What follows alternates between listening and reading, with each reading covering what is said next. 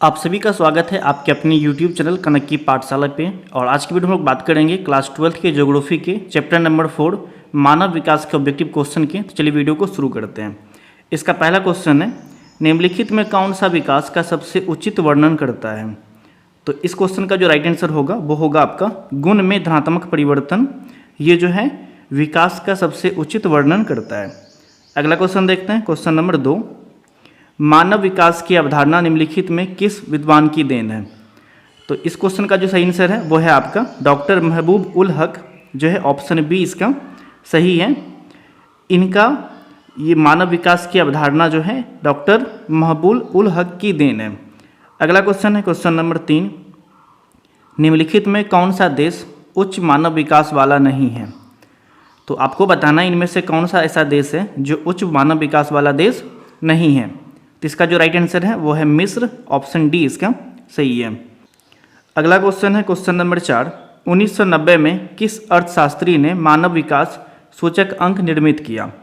इस क्वेश्चन का जो राइट आंसर है वो है आपका डॉक्टर महबूब उल हक, ऑप्शन बी इसका सही है। नेक्स्ट क्वेश्चन देखते हैं, क्वेश्चन नंबर 5, निम्नलिखित में कौन सा मानव विकास का स्तंभ नहीं है। तो इनमें से ऐसा कौन सा है जो मानव विकास का स्तंभ नहीं है, आपको ये बताना है। इसका जो राइट आंसर है वो है भेदभाव। भेदभाव जो है मानव विकास का स्तंभ नहीं माना जाता है। अगला क्वेश्चन देखते हैं, क्वेश्चन नंबर 6, निम्नलिखित में कौन सा सशक्तिकरण का सही अर्थ है।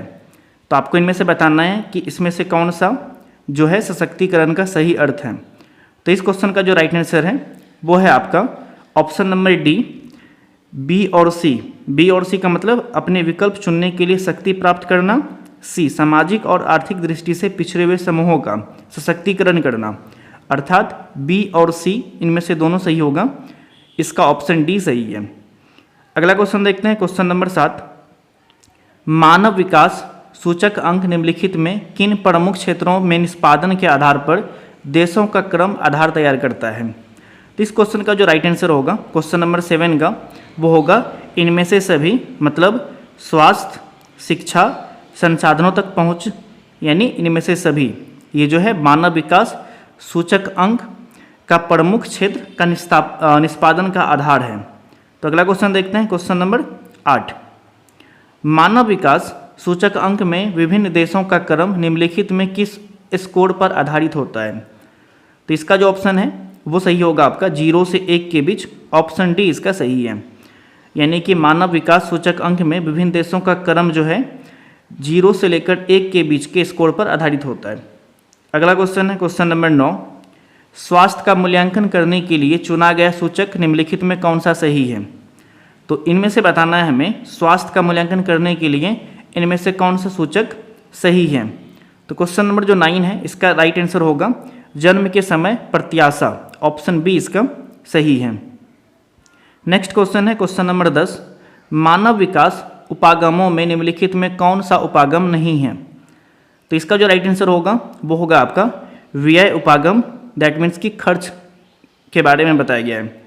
अगला क्वेश्चन है क्वेश्चन नंबर 11, आय उपागम के संदर्भ में निम्नलिखित में कौन सा कथन सही नहीं है। तो आपको बताना है यहाँ पे 4 स्टेटमेंट हैं, इनमें से कौन सा स्टेटमेंट आय उपागम से रिलेटेड नहीं है। तो जो क्वेश्चन 11 है इनका जो राइट आंसर होगा वो होगा बी, आय का स्तर ऊंचा होने पर मानव विकास का स्तर निम्न होगा। नेक्स्ट क्वेश्चन है क्वेश्चन नंबर 12, मानव विकास प्रतिवेदन 2016 में भारत का स्थान क्या था। तो इसका जो राइट आंसर होगा वो होगा आपका 131वां। मानव विकास प्रतिवेदन 2016 में भारत का कौन सा स्थान था, 131वां स्थान था। नेक्स्ट क्वेश्चन है क्वेश्चन नंबर 13, विश्व में मानव विकास प्रतिवेदन 2015 के अनुसार सर्वोच्च उच्च मूल्य सूचक अंक वाला देश कौन सा था। तो क्वेश्चन नंबर 13 का जो राइट आंसर है वो है जर्मनी, ऑप्शन ए इसका सही है। ये एक ऐसा देश था जो सर्वोच्च उच्च मूल्य सूचक अंक वाला देश था। अगला क्वेश्चन है क्वेश्चन नंबर 15, मानव विकास का अर्थ क्या होता है। तो मानव विकास का अर्थ होता है गुणवत्ता में सुधार, ऑप्शन सी इसका सही है। नेक्स्ट क्वेश्चन है क्वेश्चन नंबर 15, निम्नलिखित में कौन सा मानव विकास का स्तंभ नहीं है। तो इसका जो सही आंसर होगा मानव विकास का स्तंभ नहीं है वो होगा आपका व्यापारीकरण, ऑप्शन डी इसका सही है।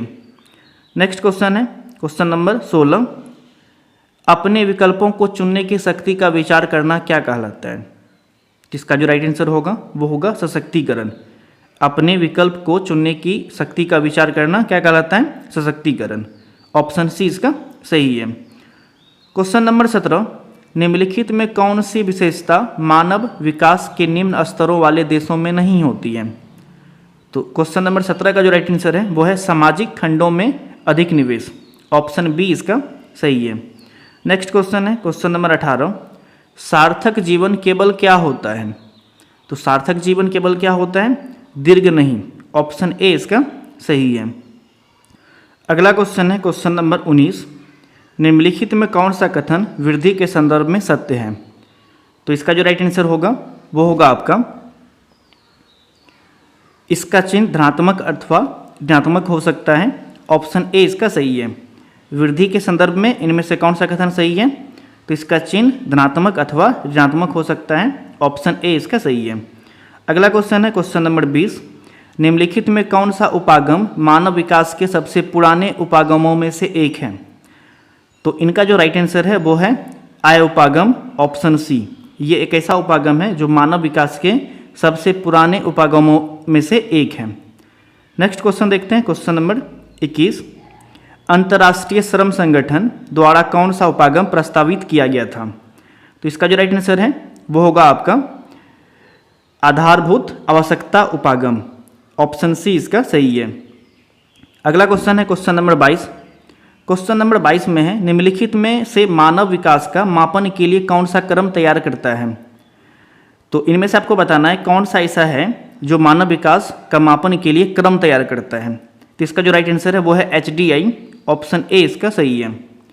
अगला क्वेश्चन है क्वेश्चन नंबर 23, निम्नलिखित में कौन सा वह देश है जिसने सकल राष्ट्रीय प्रसन्नता को देश की प्रगति का आधिकारिक माप घोषित किया? तो इसका जो राइट आंसर है वो है भूटान। ऑप्शन बी इसका सही है। अगला क्वेश्चन है क्वेश्चन नंबर 24, मानव विकास के निम्न स्तर वाले देश किस स्थिति से गुजर रहे हैं? तो इसका जो राइट आंसर है वो है आपका राजनीतिक उपद्रव और गृह युद्ध, यानी ए और बी दोनों इसका सही आंसर होगा। ऑप्शन सी इसका सही है। अगला क्वेश्चन है क्वेश्चन नंबर 25, इनमें कौन एक मध्यकालीन नगर है? तो इसका जो राइट आंसर है वो है सूरत। ऑप्शन डी इसका सही है। ये एक ऐसा नगर है जो मध्यकालीन नगर है। तो उम्मीद करते हैं ये वीडियो आपको पसंद आई होगी। अगर वीडियो पसंद आई हो तो वीडियो को लाइक करिएगा, कमेंट करके अपना फीडबैक दीजिएगा और चैनल पे पहली बार आए हैं चैनल को सब्सक्राइब कर लीजिएगा। अगर आपको PDF या नोट्स चाहिए तब हमारी वेबसाइट पे जा सकते हैं, या फिर आप हमारे टेलीग्राम या फिर व्हाट्सएप ग्रुप को ज्वाइन कर सकते हैं, जहां से आपको PDF और नोट्स मिलेंगे आपको। तो मिलते हैं आपसे अगले वीडियो में। आज के लिए इतना ही।